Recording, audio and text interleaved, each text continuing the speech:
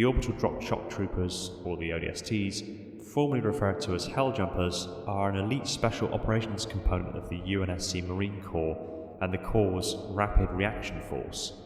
They are highly trained soldiers and battle-hardened, sent on a variety of highly specialised missions and thus needed equipment and armour on the field that wouldn't fail them and would be as able to tolerate the stresses and strains that the soldiers themselves handled on a day-to-day basis.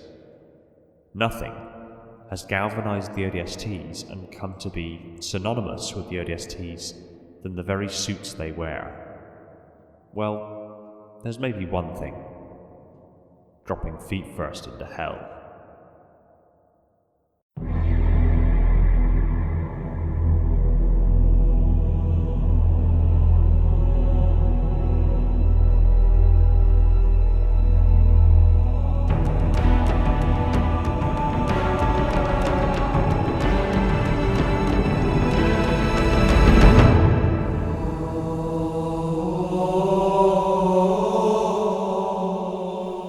Hey everyone, welcome back to Installation 00 and the most detailed series.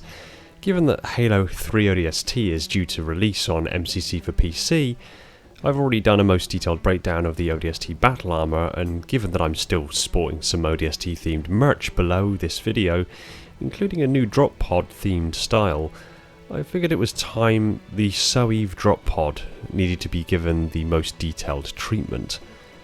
We've seen the drop pod a lot in the lore, and got a better look at it in ODST than we ever saw before, but aside from this we don't know a terrible amount about it. Luckily, we do know a lot about how objects can survive orbital insertions, and one would assume that the material science involved translates across fairly easily. So while much of this will be taken directly from the lore, I will have to fall back on known principles of orbital mechanics, physics and material science to ascertain particular parameters surrounding the drop pod, but as always, I'll let you know when it's more speculative than lore. Troopers, set your boots on the line. It's time to be briefed before this next mission. The Covenant have found Earth, but they have also underestimated the strength of Earth's defences. Most of the fleet is being dealt with in orbit, but one ship slipped by our defences and made a beeline for East Africa. You are due to drop into New Mombasa to repel Covenant borders there. To do that effectively, you need to familiarise yourself with your gear to make best use of it, and the first golden hour you're on the ground. Be sure to check out the breakdown of the ODST battle armour. There's some weapons videos to brush over too, but right now we're looking at the drop pod. Stand to. The Single Occupant Exoatmospheric Insertion Vehicle, or SOEIV, informally known as the Drop Pod, is the primary method of rapidly inserting ODSTs to a battlefield from orbit.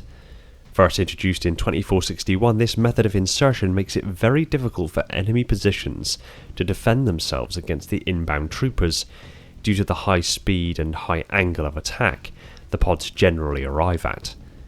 SOEIVs are normally deployed from orbiting UNSC ships, although can be deployed in atmosphere but at very high altitude.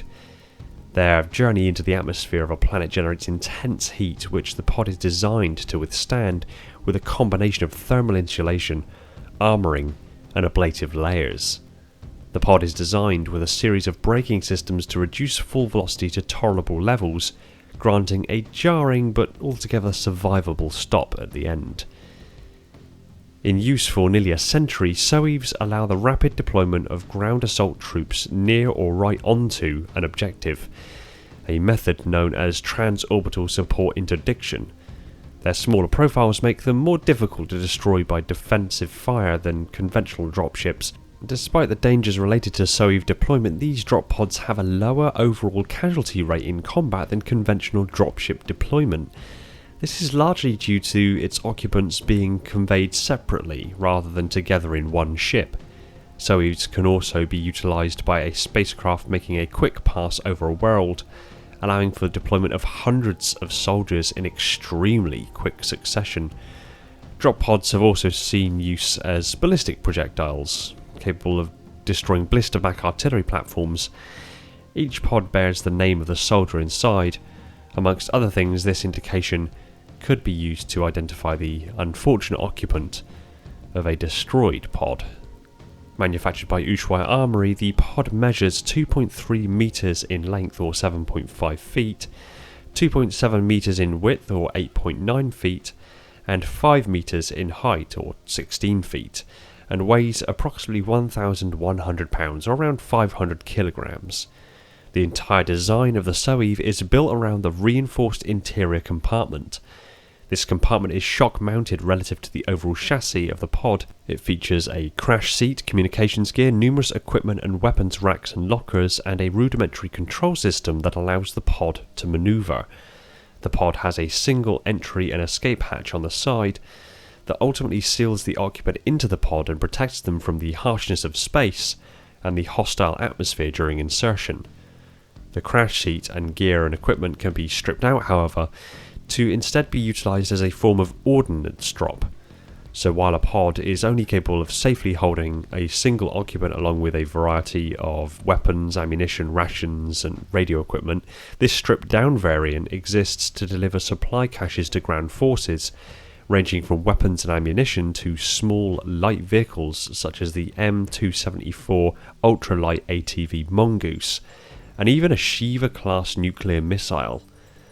The hardened and shielded communication systems within the SOEIV is built directly into the pod's hatch and enables its operator to synchronize deployment with others.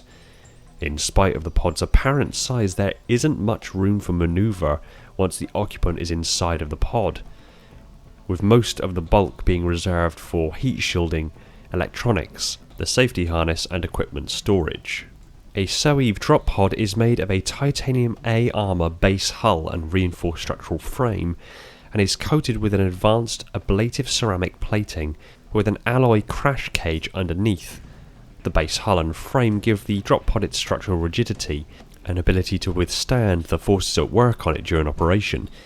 The ablative ceramic plating is designed to vaporise away during insertion, carrying excess heat away from the drop pod. It is unknown if this ceramic plating can be replaced, in theory enabling the drop pod to be used more than once, although this would then present the issue of asset recovery, whereby used drop pods would have to be picked up, taken to a ship or facility where they can then be reconditioned to be used again. The alloy crash cage is a reinforced armoured section that is designed to absorb the impact from the drop pod actually landing hard planet side. It is assumed that it functions similarly to crumple zones of vehicles, whereby the force of impact is mediated through an area designed to be damaged, to increase the time over which a change in velocity occurs from the impact during a collision by controlled deformation. Underneath the hull plating are layers of thermal insulation. It's reasonable to assume that something similar to the flexible insulation blankets, advanced flexible reusable insulation used on the space shuttle, but more advanced.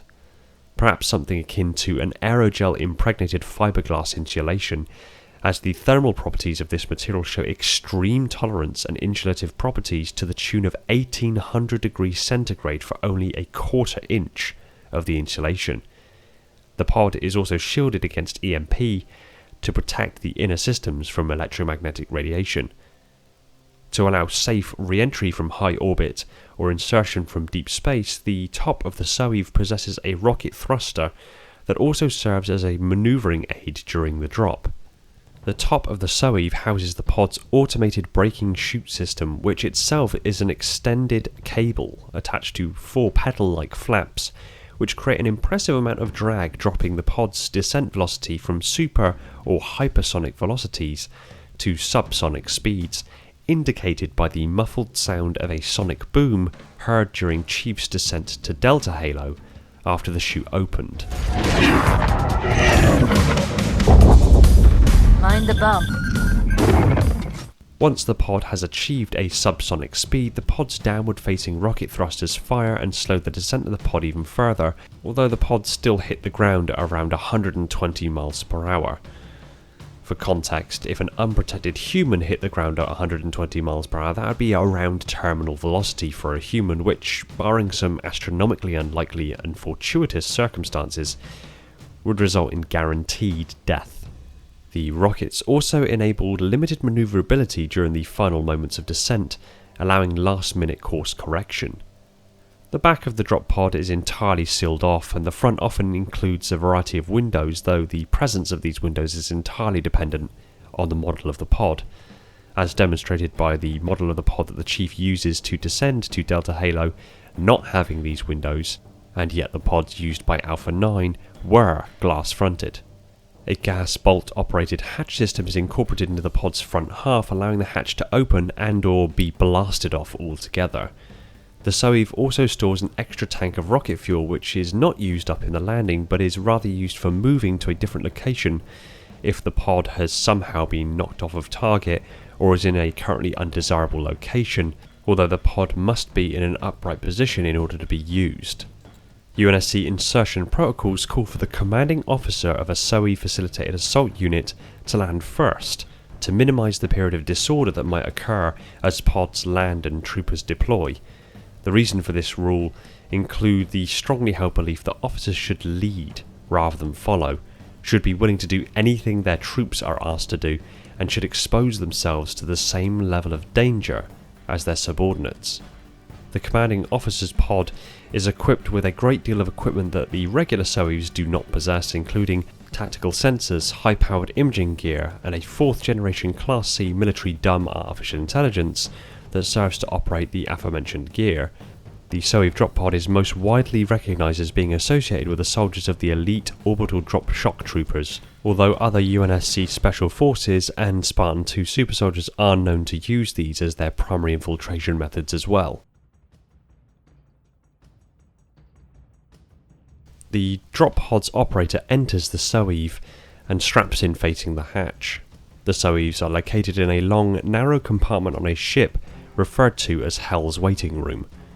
The room is typically lined with 2 rows of drop pods. Each SOEIV is poised over a tube that extends downward through a ship's belly. The preparation chambers are often stacked on multiple decks to allow several pods to be deployed via the same tube in rapid succession. To initiate deployment, a pod's operator must run an obligatory systems check, remove a series of safeties, and arm their ejection tube. Generally, the ship's fire control computer is responsible for ejecting the SOEIVs at a trajectory that allowed it to drop into the correct entry path. The communications gear built into the SOEIV's hatch feeds the pod's occupant information relevant to the current objective and provides a link between all members of their unit during the deployment, in addition to delivering a live video feed of other members of the unit to the pod's operator. During this time, the soldiers' helmet-integrated communications units are redundant while within the SOEIV and are normally only used if the pod's own communication gear malfunctions. Their integral helmet comm gear will not function until the pod has cleared the interference of a world's upper atmosphere, as is common with orbital insertion maneuvers. A 30-second deployment countdown begins on the mark of the commanding officer.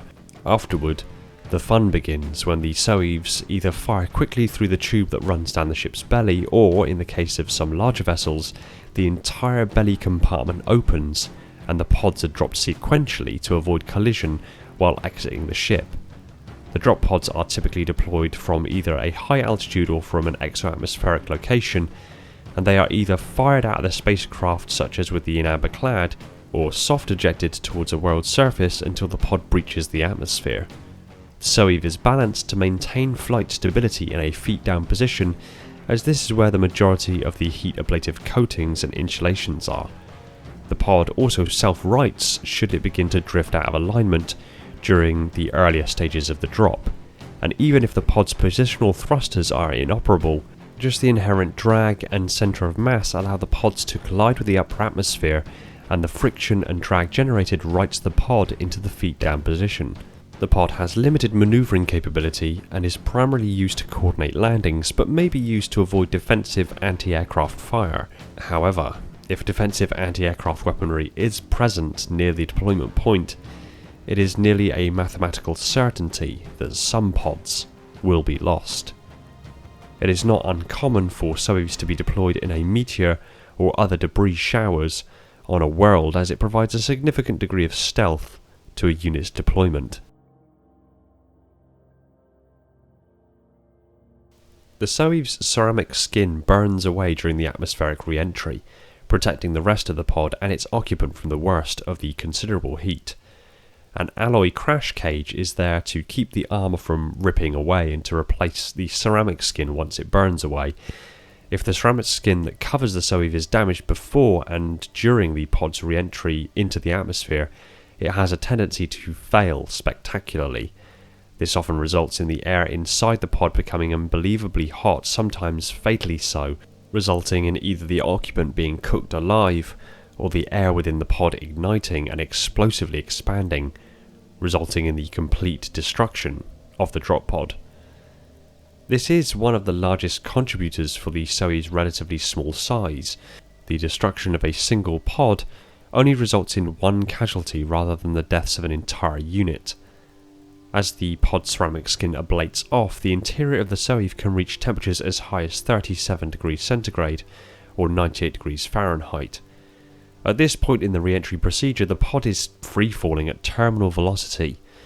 With the mass of 500 kilograms, a cross-sectional area of 6.21 meters squared, and a drag coefficient of 0.04 given the nose of the pod is half spherical in shape and its overall profile is relatively streamlined, and assuming one standard g of acceleration and an average atmospheric density, terminal velocity for a drop pod is around 181.3 meters per second, or 405.5 miles per hour, or a little over 650 kilometers per hour.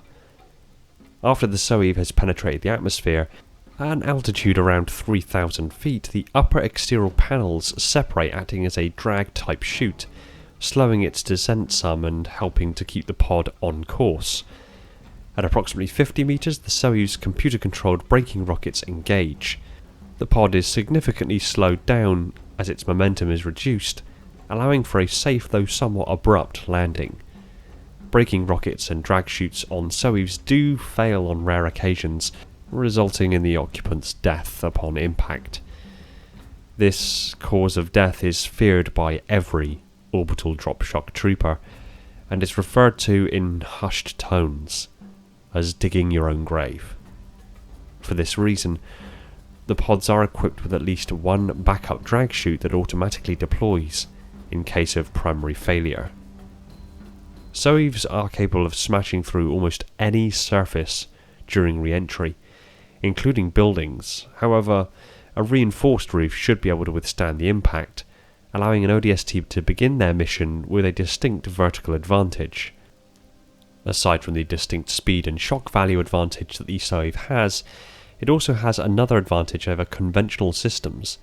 Since a SOEIV is dropped from high orbit, this allows it to enter at much tighter spaces like an urban area where a Pelican dropship might have trouble manoeuvring. SOEIVs can also be deployed to hazardous terrain, where the long length of the Pelican or other class of dropship would make landing a greater challenge. Along with the quick deployment speed of the SOEIV comes the responsibility of being the first ones in. This means the first wave of ODST's primary objective will usually be securing a landing zone for Pelican and Albatross dropships in order to get more concentrated forces on the ground and to bring in heavier equipment like Warthogs and additional heavy weapons. Upon landing, the hatch of the SOEIV is removed by an explosive gas bolt system triggered by the occupant. Then, each ODST is responsible for stripping their pod of its store of extra weapons, ammunition and other supplies, which are then hauled to the unit's temporary encampment. Afterward, the ODSTs regroup and, as experience demonstrates, whatever the unit accomplishes during the first golden hour on the ground will have a disproportionate effect on the outcome of the mission. If a SOEIV is properly functioning after impact, an emergency burst feature can be utilised by its occupant to propel the pod off of the ground to a new location. However, the limited amount of fuel in the SOEIV only allows the burst feature to be used for a very short duration of time. The variant of the pod thus far discussed is actually an unknown variant, or is widely considered as being the default drop pod variant, but there are some other variants that differ from this mainline version. The M8823 is a box-like design when compared to other drop pod designs. boasting a door and airframe coated in titanium A armour. When expelled, the door can be employed as a cover by the occupant inside. The ODST sits inside a crash web with minimal inertial dampening and comfort, and basic controls for course correction. However, the pod's internal computer directs the overall descent and evasive manoeuvres. Upon entering atmosphere, the M8823 extends its drogue panels as well as releases decoys to draw enemy fire away while they begin to decelerate. At 1 kilometre above the surface, braking rockets engage to slow the pod down. The side panels of the M8823 are storage bays, capable of holding spare food, weapons, ammunition and other supplies to sustain planetary operations for a short time without resupply. During the Human Covenant War, M8823s were commonly employed by Charon and Stalwart class UNSC frigates. 600 were also present aboard the Phoenix class colony ship refit, the UNSC Spirit of Fire, and 124 aboard the UNSC Infinity. For its refit for Operation Red Flag, 216 were a part of the complement of the UNSC Pillar of Autumn. This was the primary variant used by Master Chief at Delta Halo. In the years following the Human Covenant War, the UNSC partnered with experienced military contractors to make a number of improvements to the drop pod platform. Advancements and improvements include, but are not limited to, more reliable in-flight communications, more powerful manoeuvre thrusters, and limited inertial compensation, a new air brake design, significantly improved structural integrity with the incorporation of new metal matrix composites, and thermal superconducting elements incorporated into the composite heat shield. The internal harness of all post-war drop pods is also highly configurable, with hookups and system interlinks compatible with the latest ODST Battle Dress and Spartan Mjolnir variants. 329 such drop pods are carried by UNSC Infinity and are deployed from R-1295 launching systems.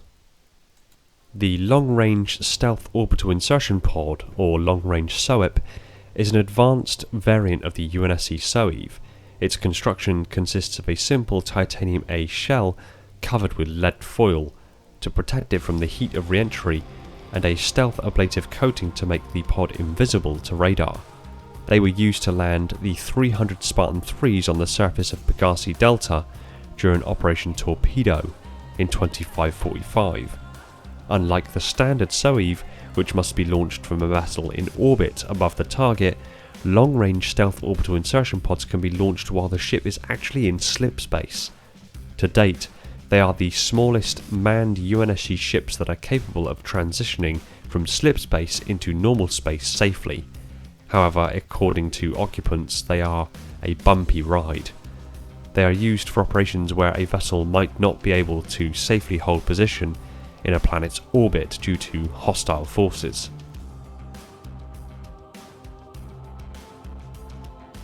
There is literally nothing that screams ODST like the drop pod. It's fast, effective and powerful tool for inserting some badass SOBs into battle at speed.